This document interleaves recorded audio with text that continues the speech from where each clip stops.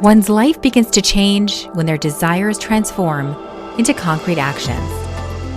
You're listening to the Desire to Be podcast, where your desires for your life and relationships become your mastery. I'm your host, Devora Goldberg, and thank you for joining.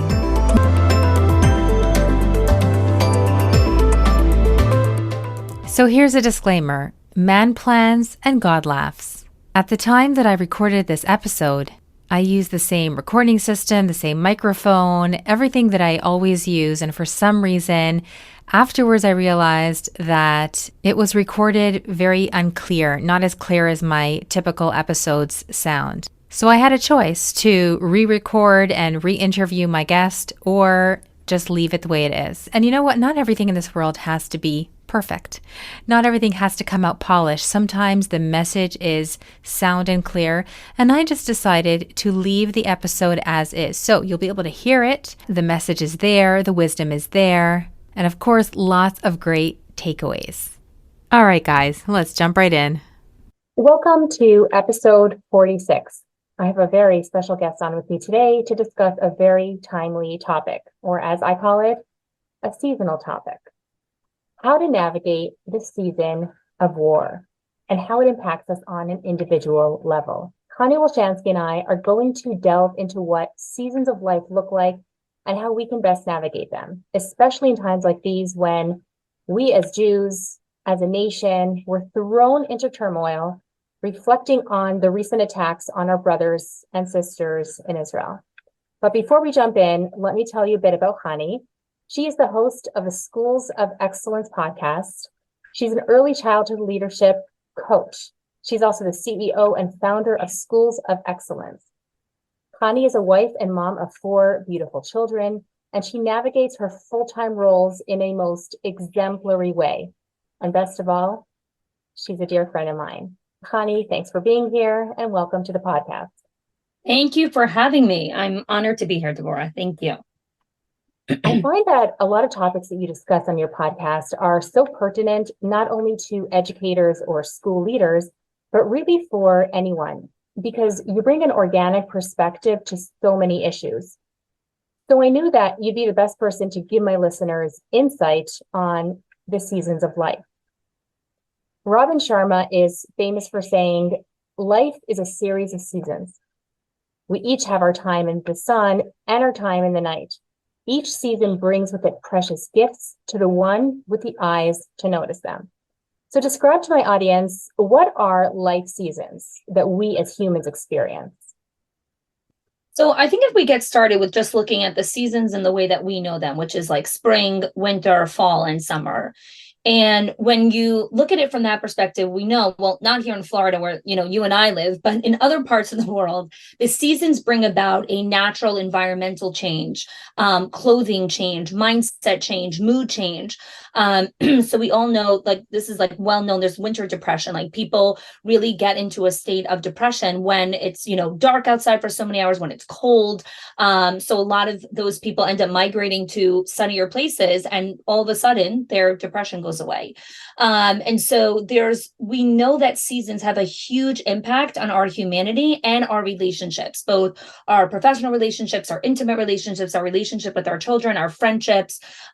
We feel things in different ways. So when we take the concept of seasons, spring, winter, fall and summer, and we bring that into relationships for a minute, and we look at not every season is a winning season. Not every season is a growth season.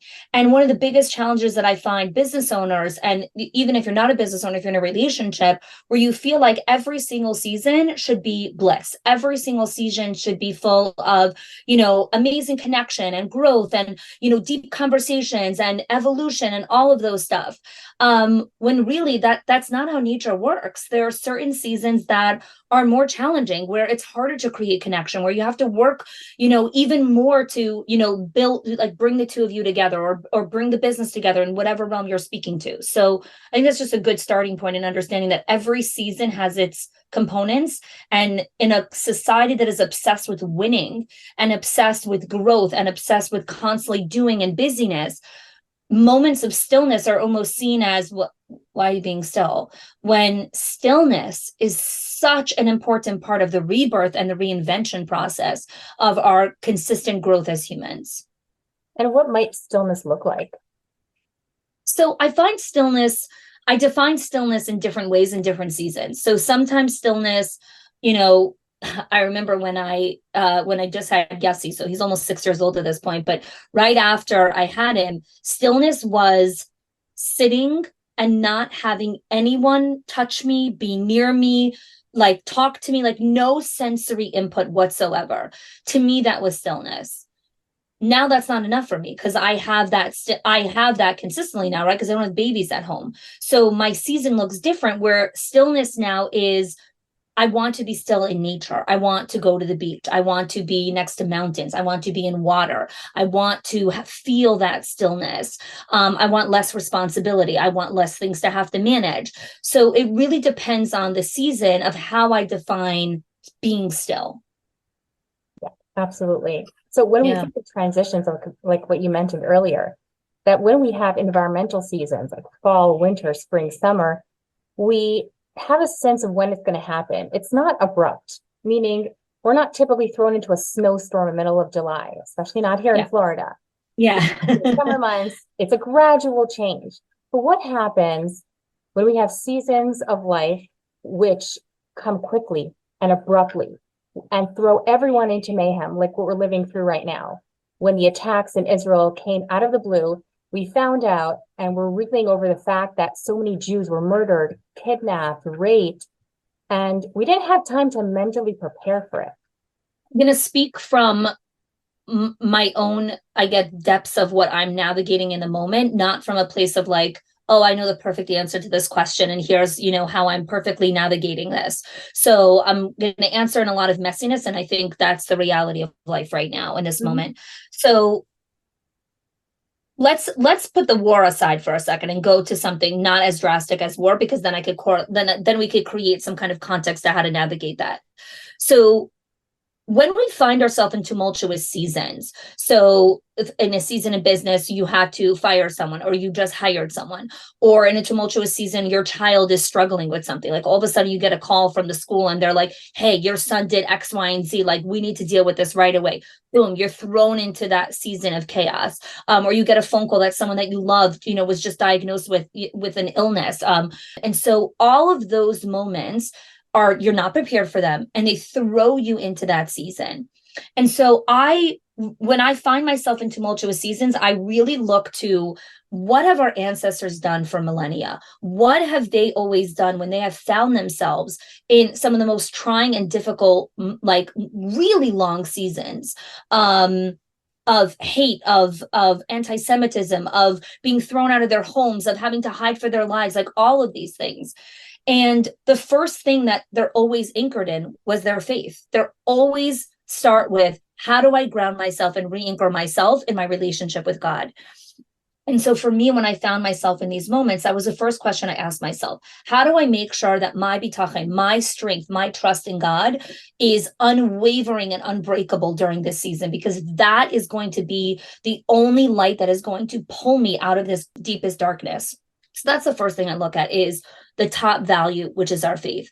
The second thing I look at is, what is the second value that anchors me during tumultuous seasons? Is our family. How do I make sure that I'm continuing to create meaningful experiences with my family during this season?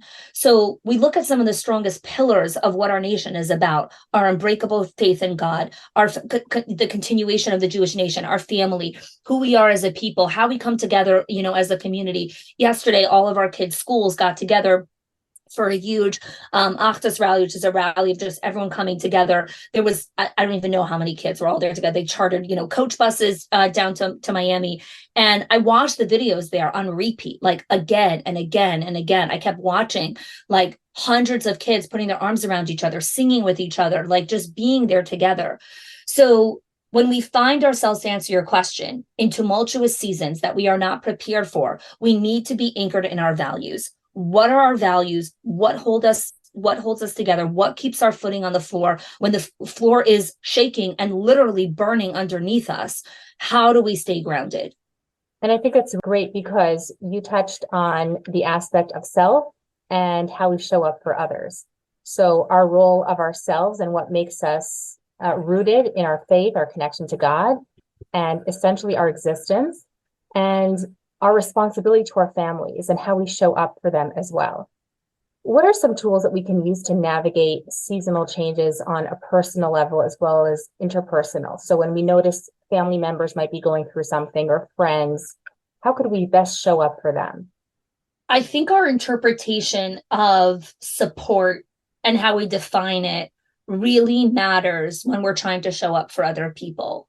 So each of us have a different way of interpreting support. I saw a funny on Instagram, she had a really bad cold and she was walking with a box of tissues and she's like, here are some of the biggest conundrums in life.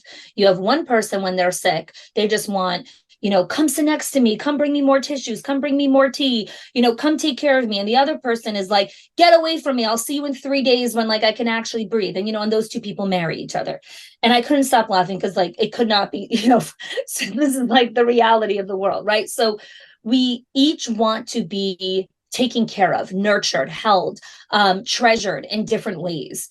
And that works in intimate relationships, that works in friendships, that works with colleagues, that works in all relationships. And so the first thing I always like to be mindful of is okay, when I'm in that situation or a situation similar to that, how do I like to be taken care of? Okay, that's what I like to do. Great. Now that I've checked that, now let me lead with how can I be supportive?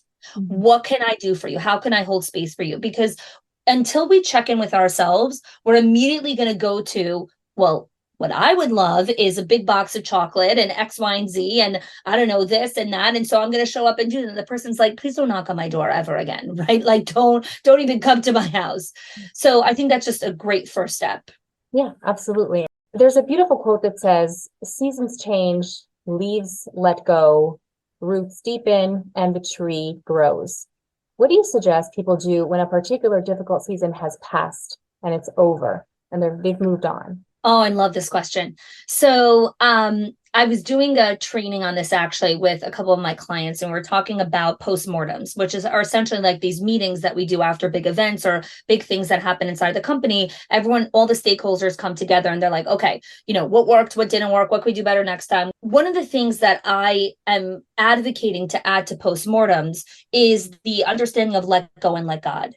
So after you have this postmortem and you obsess over, and then this happened, and next time we're going to do this, and next time we're going to do this, after you talk to death, then we say, and now we let go and we let God, because guess what? Next time we do this event, we're going to make different mistakes. We're still going to make mistakes because we're human.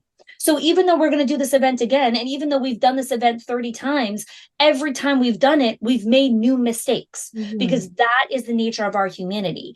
And the challenge with what takes people out of the game of marriage, out of the game of parenting, out of the game of business, out of any relationship game that you're going to play in your life, what takes people out of the game is they forget their collective humanity, that even after you sit and have a really deep and rich conversation with your partner, they're still going to make mistakes and they're still going to do something that's going to hurt you. And your child is still going to do not the same thing, but they're going to do something else, because we're human. And so the component of understanding how to close the chapter and then release to God and let him carry all of the stuff that were never yours to carry and are not yours to carry in the next season either. And so that is something I've actually been working on just on my own, and then also in my business, in saying, okay, this is what happened. This is how we're going to make sure we don't repeat that mistake. But this is how we're also going to stay anchored in our unshakable faith in God, that even when we go out, and do this again and step into the arena and, go and be vulnerable and get on that stage, we're going to make different mistakes. But I know that I'm strong enough to handle it. I know that I'm strong enough to bounce back. I know that I'm strong enough to do this. What takes people out is they're like, I did all the reviews. I did all the reps. I did all the things. How could I have failed? Well, welcome to humanity. So it sounds like there's an element there of learning from the mistakes, and then there's an element of letting go, letting God, like you said, and just acknowledging that we have a human side to us too, and we can just release that and be accepting of ourselves in that moment. That's really beautiful. Really hard to do, but really beautiful. Really hard, but it takes work. And as we do the work, I find that it gets easier. Yeah. As you know, seasons can be difficult. Seasons can also be beautiful. Mm. Even the beautiful moments require thoughtful preparation. This past year, your family celebrated the season of your son Mendel turning bar mitzvah. And you told me that you did something to prepare your family for the big event. So the season of celebration didn't take them by surprise. Tell my audience what you did. Yeah. Oh, I love this question. So when I think of big events, I am also very acutely aware that all big events will trigger some sort of trauma that exists inside of all of us. So we all have childhood trauma, it's just part of life. No one leaves childhood unscathed. And so different moments will trigger different components of our humanity. And so when I find myself preparing for these big events, I'm like, okay, when I go to this big event, what are some of the things that I know might go off the rails, no matter how much I prepare, right? The caterer might, run late and serve the main course late. That's a possibility. That might happen. The music or the microphone might not be connected appropriately and it might not work. Okay, that's right. And so I'm walking through all these different things. And what I'm doing in those moments, and I'm saying, and I will be safe in those moments, and I will be grounded, and I will take a breath, and I will not react, right? I am doing a lot of mental preparation that when certain things take place, here's how I want to respond. It's called the positive power of negative preparation. It's really understanding that, yes, we want to be positive about all the things that are going to happen. I'm going to talk about that in a second, what we did, but I also want to be super cognizant of there are so many things that could go wrong, and I need to anchor my nervous system. When we pull up there might not be parking. It might be pouring rain. It was pouring rain. It might, right? There's so many factors. And as an adult, I want to keep a regulated, calm nervous system at all moments, even when it's pouring, even when it's late, even when my in-laws walked in late, even when the photographer did this, even when the caterer, right? Even, I'm good. It's all good. It's all the same response for me. So that is one powerful way that I do preparation. The way that we did preparation as a family is we actually all got dressed up in our clothing and we did a run through of the bar mitzvah. So we did a run through of, Mendel standing at the door and greeting every single person and shaking their hand and accepting their gift and how to say thank you and how to make eye contact and how to shake someone's hand. How long do you shake someone's hand for? When do you actually, let go? And now it's like, okay, we've done the handshake there. How long do you hug someone for? How do you greet your friends? What if this person comes in and your friend comes in at the same time? Who do you say hello to first? We think of all of these things as just like, whatever, you just figure it out. It's just, no. These are all social interactions and moments that have an imprint on who we are and how we show up. And we want to prepare ourselves and our children in the best possible way. So we did a lot of, that I spoke to my kids about. There's going to be music and lights and dancing and, just all of these things in a beautiful way of preparing for it, of how do we want to be present in those moments? Mayor and I had this thing, we kept saying, simcha dika simchas, right? You need to have joyful simchas, joyful celebrations. How can you be joyful, right? So it sounds paradoxical, like, of course you're going to be joyful at a celebration. There's actually a lot of people that are not joyful at their own celebrations because they get so caught up in the weeds of all this stuff. And so when we made a commitment that we're going to have joyful celebrations, that means that we're going to choose joy even when all those things happen.